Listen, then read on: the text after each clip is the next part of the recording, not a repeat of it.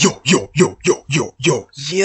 your homeboy Kiiro in the building. Welcome to episode 79 of my One Piece discussion series. In this episode, I'll be reviewing One Piece chapter 759. Like most of my reviews, I'm going to do a spoiler-free review first, and then we'll have a discussion afterwards that's more detailed, longer, and it will contain spoilers. So, spoiler-free review first. This chapter was an average chapter, and you might be surprised, but the thing is, I expect One Piece chapters to be good, or I expect to enjoy them, and this chapter didn't blow me away. It was simply enjoyable. I would say it's an average chapter. At least this is the standard I expect Oda to bring, each week. And yeah, Oda definitely delivered. There wasn't that much story progression. That's a big downside of it. Very little, the size of a grain of rice. That's how much story progression happened in this chapter, so that's a bummer. But at the same time, it was a very entertaining way of stalling, because if there's little progression, then it's generally a sort of stalling thing. You could classify it as stalling, but the point is this was an entertaining chapter nonetheless. So despite the lack of story progression, this was a very heated, action-packed chapter. Yeah, that's pretty much it for this chapter review. Really good chapter. Well, not really good, average chapter, but I did enjoy it. And that's the end of my review. So now let's start the discussion. I'll start with the cover page. Jinbei has lifted the boat, above sea level. By now, his strength is established, so this isn't really a surprising feat or anything. However, this is good news because hopefully the best case scenario is next chapter we might get a sort of speech bubble from one of the crewmates explaining exactly who or what did that to their ship. Because if that doesn't happen, if Oda just ends this side story without any explanation, I'm gonna be very disappointed, really, because that's a waste of a chapter of a cover page story. That it really is. So yeah, next thing is to find out about that Doflamingo, that those toys, the Nutcrackers, were actually Doflamingo's troops, and this might have been stated before, but if it did, I forgot.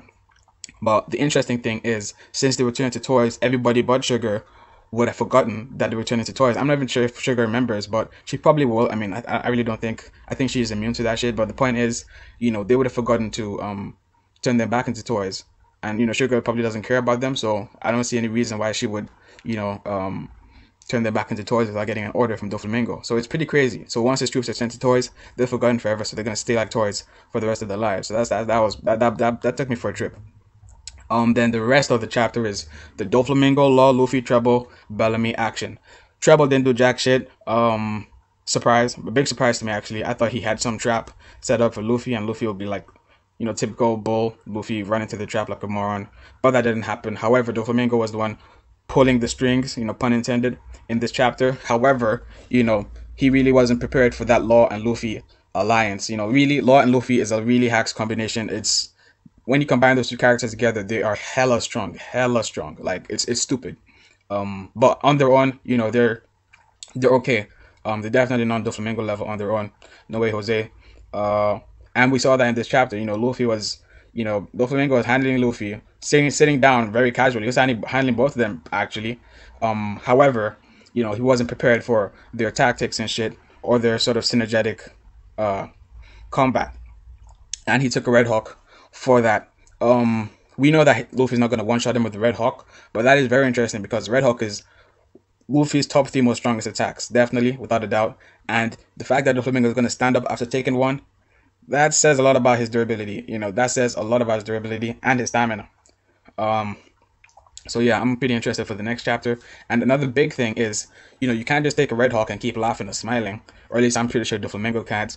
And for that reason, that means he's gonna go serious. He's gonna get serious after taking that nasty hit. If it was maybe like a slash, even when Law slashed him, he didn't take that shit lightly, and Law took 3 bullets for that shit. So imagine this Red Hawk. He's gonna be mad as hell, and it's gonna be interesting because usually Doflamingo is the one making people angry, but this time around he's gonna be angry. But how angry he's gonna be, I'm not sure if he's gonna be very angry or whether he's just gonna take things serious. But either way, the fight is gonna get very interesting because it's not. I mean, I don't mind Doflamingo being a boss, sitting down and just being Doflamingo, but it's also nice to see him actually take things serious and pull out all these techniques that we haven't seen him use. That's pretty much it. I mean, well, we had the whole Bellamy thing, but the chapter pretty much explains that. That's self-explanatory. No point repeating it.